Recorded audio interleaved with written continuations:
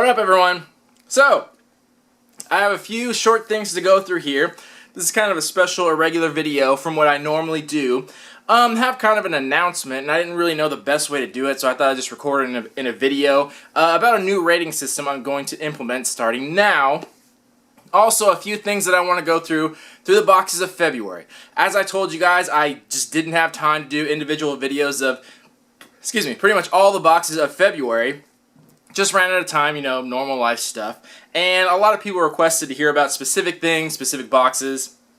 And I knew I wasn't going to have time to do a whole monthly review. So I'm just going to go through some highly requested boxes, touch on them really quickly, give a quick opinion about them. Kind of like the monthly review, but just very basic and not going in depth into it. Just to give my opinion because a lot of people are asking, so I'm just going to do that.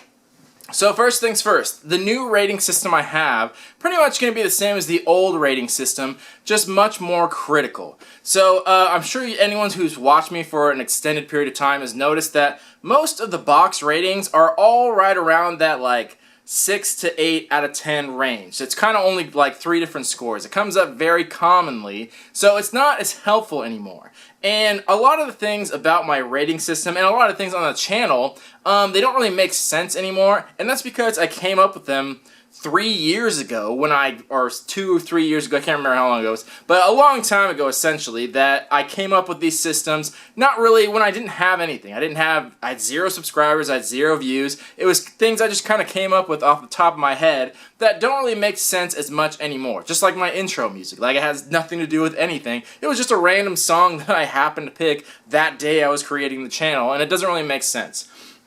So, the things that are going to change about it is it's just going to be more critical so we can get a better rating system and get that whole 0 to 10 range in there to give people a better idea of scores and to give people more of a range there so everything's not always scoring exactly the same.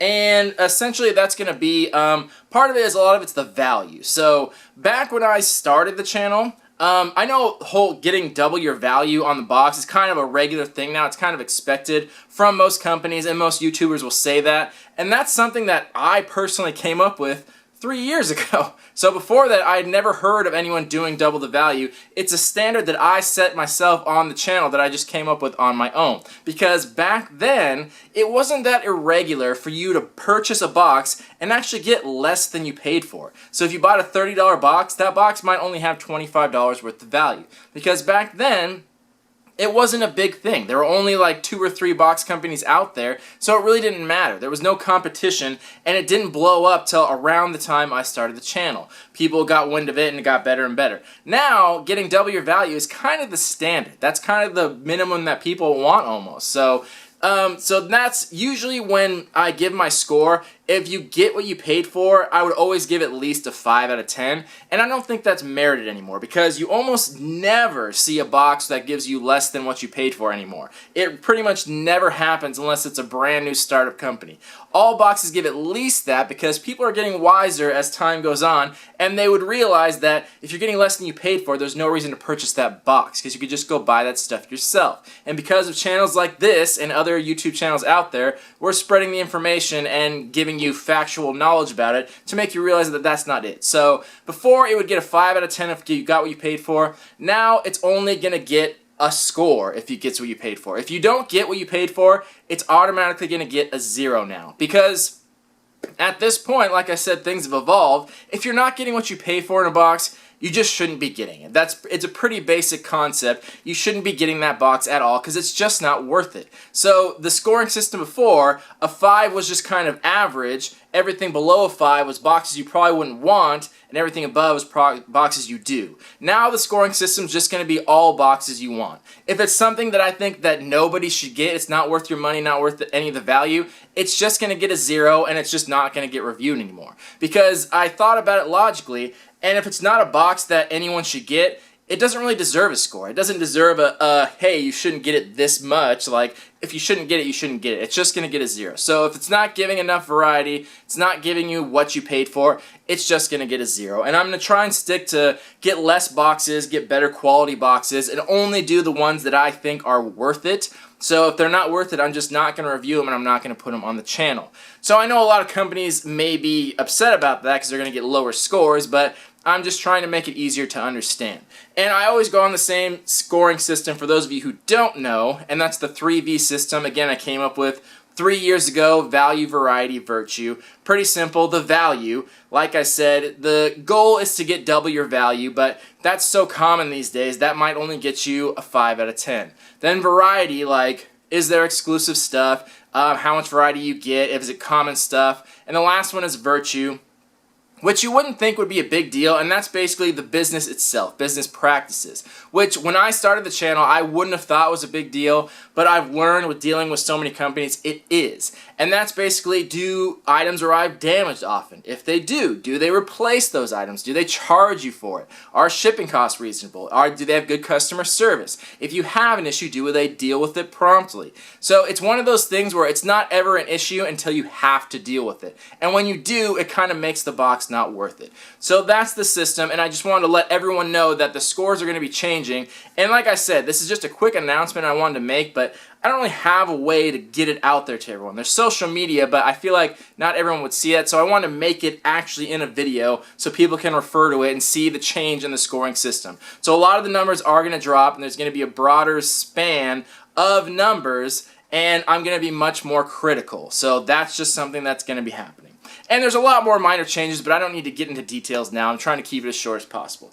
So that was the first part. That was my announcement of how the scoring is going to change in the future, much more critical. The next part is just going through a few of these boxes just very quickly. I'll show off some of the stuff, just show you in the box and give a quick opinion on it. Because a lot of people have been asking, I said I wouldn't be able to get to the boxes of February. People are like, well, at least do this one, at least do that one, at least do that one. It's like, well, fuck, like if I'm just going to do them all, like I don't have time. So we'll start off with Loot Crate.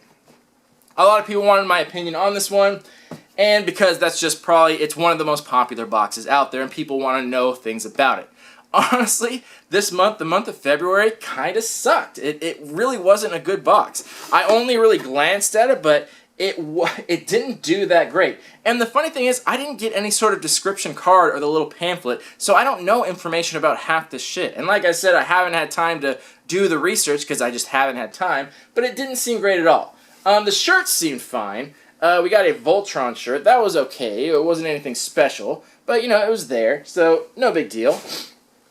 Then we got this, which was called a food container, I believe. Yeah, it said food container, which was in the shape of Lego Batman's head, and it is exclusive, but I have like no information on it. I'm sure someone in the comments will correct it, but they gave no information card here, which was weird, and it's like, what food are you putting in here, first of all, and why do you need a food container of this size? I'm guessing it's for like soup or some kind of liquid, but it was just a weird item. It wasn't bad or anything, it was just very odd, and that just seems to be the direction Loot Crate goes. They have good value, they have good quality, their choices are always just very weird. They have very weird choices. Every time I open the box, I'm like, okay, this stuff isn't bad, yeah, it's good value, but why? Why that stuff? It's so usually very specific to certain people, and technically useful, but why? Why would I want a very small food container in the shape of Lego Batman's head?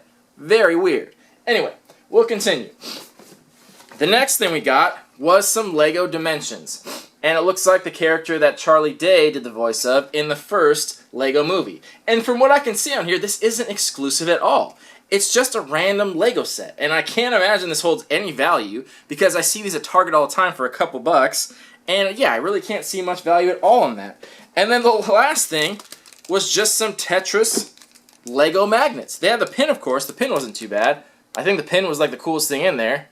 It was just a little like mini Voltron thing, and the theme was build, and it's like fine, but there was, focus, not a lot of stuff in here, which there usually isn't, not a lot of value in here, and very weird choices. And it's weird to have something non-exclusive, and especially something so cheap in there.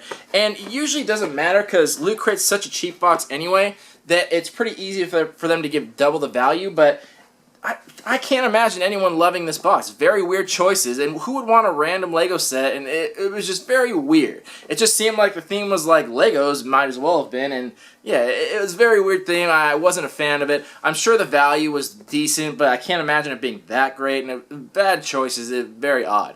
But that's always been Loot Crate. They've always picked really weird shit, all across the board. But you know, hey, whatever. So that's what it was on Loot Crate. Next, the BAM box. I gotta say I wasn't too impressed with this month's BAM box either. The theme was the 90s. And the whole theme, like, a lot of people have done 90s themes box and 80s themes box as well. The whole point of it is to be very nostalgic. That it did. It had a lot of nostalgia value, but not any value elsewhere. So we'll just go through it and I'll show you the little items on the card. First of all, we have the pins. The pins are always good. They do a really good job in the pins. They're always very interesting. They're very nice in quality. They're very collectible. A lot of people collect them. So I'm always happy to get those. I've started my own pin board, so I kind of like pins now too. So that's cool. I think the pins were probably the best part of it though. And even those were not that great. I like the Super Soaker. I got the shoe, so I got a somewhat rare one. It doesn't increase the value at all though. Next, they threw in some Beanie Babies. And I got mine here. I got a little tie-dye bear. And he's cool. I remember I loved Beanie Babies as a kid. Like, who didn't, honestly? Any collector today probably had some then. So it was really cool to see one. They put it in nice little packaging to keep it in good condition. And it was really cool to see it. But again, practically no value. I'm sure it's no surprise to anyone that Beanie Babies have like zero value. And I don't think there are any people that are heavily collecting it to this day. It's pretty scarce. But it was still cool to see. Like I said, nostalgia value, but no actual value. So it was cool to see, a good idea, but yeah, that's kind of all there was to it. Then we had a signed item, which was cool. It was from a character from the Mighty Ducks. I think it was the little ginger kid, which was awesome. And they put it on a puck, which was an interesting concept. It's always cool to get signatures, no matter how famous or unfamous a person is. So again, nostalgia value, it was cool. Everyone saw the Mighty Ducks, who's my age. That was a really popular movie when I was a kid. So I totally remember that kid. I totally remember the movie. It's cool to have a puck with his signature, but again, no real value. As far as I know, I don't think he went on to do anything very famous after that. I'm sure he did other acting things, but it had a lot of nostalgic value, but no actual value. So, same thing there. Then I'll skip to, one of the items was the spoon, and it was from the Soup Nazi from Seinfeld.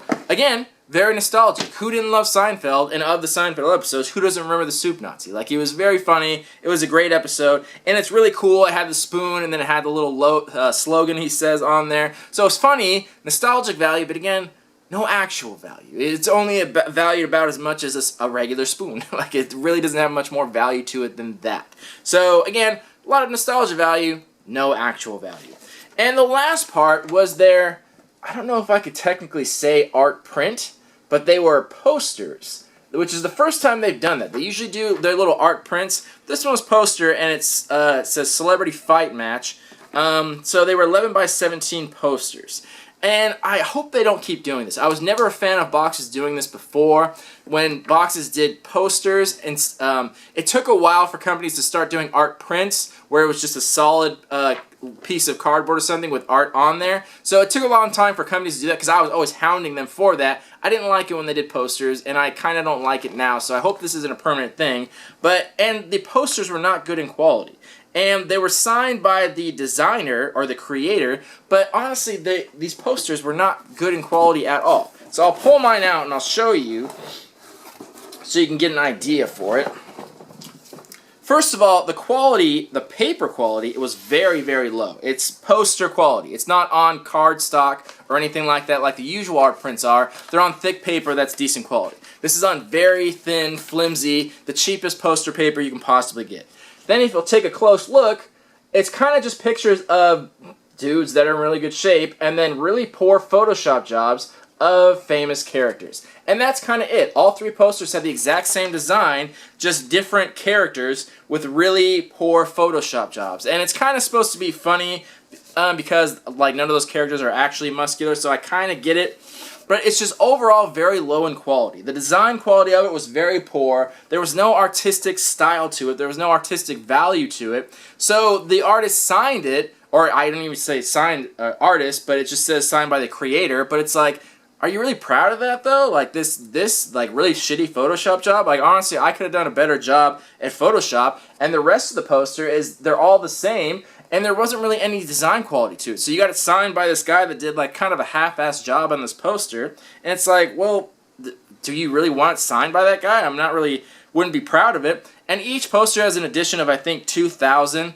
And this is the problem that I knew the BAM box was going to run into.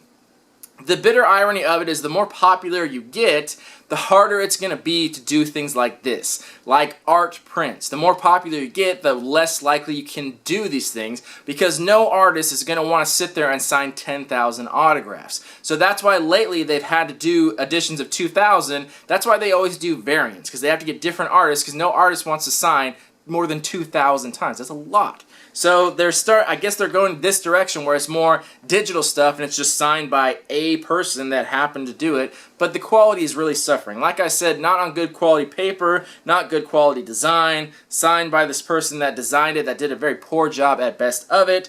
And again, I haven't taken the time to look at this person specifically. They might be very well known. They might be a very well known artist. Like I said, I haven't done all the research for it, but just based on this poster, it just was not good quality at all. And I can't imagine anyone wanting these. It was kind of funny at best, but they just looked awkward, and I hope they're not steering away from art and going more towards posters, because if that's the case, I really don't have an interest in that. So I hope they go back to more artwork. If they have to do less of them, fine. If they have to get more artists per box, fine. Do what you got to do, but don't let quality suffer just because you're getting more customers, because then you're going to lose customers and eventually go out of business. And that's what so many companies have gone through. So that was a quick overview of the bandbox. Like I said, a lot of nostalgic value, but no actual value. So that's why I was kind of surprised about that. The quality very much suffered on this month. So I hope it's not a sign of things to come. But you know, we'll see.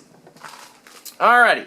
Next, I'll quickly go over the collector's case, and that's because this is bi-monthly, so I don't want to have to wait another 2 months to review it. And this one was pretty average.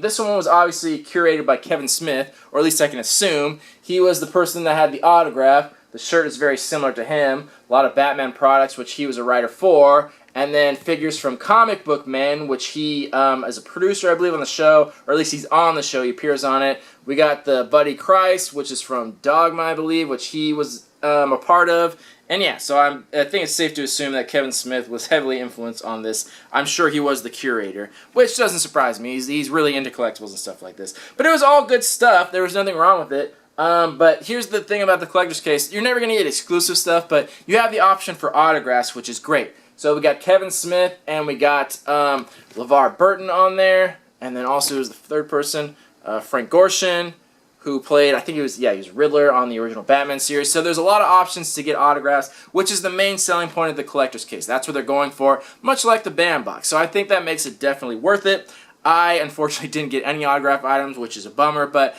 I have gotten them before, and I was really psyched about it, and I think that kind of makes it worth it for this box. So again, like I said, I haven't gone into specific values, but there's nothing wrong with this one. I think it did a great job. It's just you're mostly shooting for those autographed items, and I didn't get one, but hopefully a lot of you out there did, but not much else to say about the box. The items in there were still great, and the pop figure was actually a rarer one. It was one of the Funko Special Edition ones, this Batman one. It's not super expensive or anything, but, you know, it's still cool to get. And I'm a big fan of all these things. I'm honestly a big Kevin Smith fan, and I love Comic Book Men. I watch that show all the time. I'm a Batman fan, so I liked everything in the box. I have no complaints here. So there we go.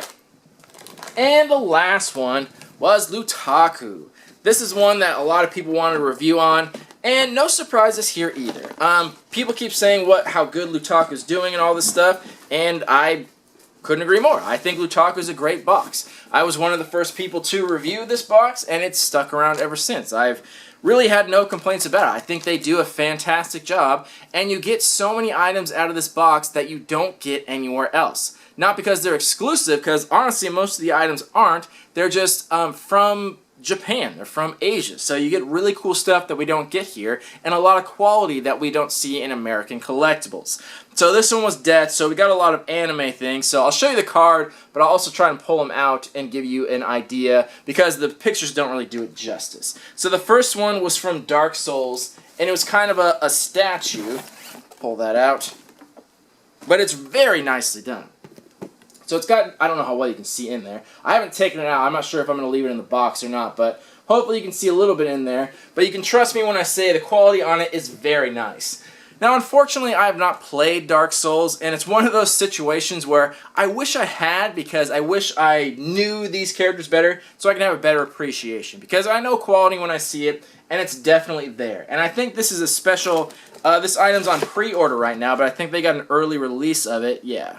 says limited release, early pre-order. So it's really rare as well, so it's a really nice item. I just have less appreciation because I know what Dark Souls is. I've seen it a million times. I just haven't played it yet. Haven't got around to it, but I wish I had because I would probably love this statue so much more than I do. But it really is nice in quality. And the other things in here, we got a sword set. Yeah, so this, I thought it was going to be small, but it's actually very big and very nice.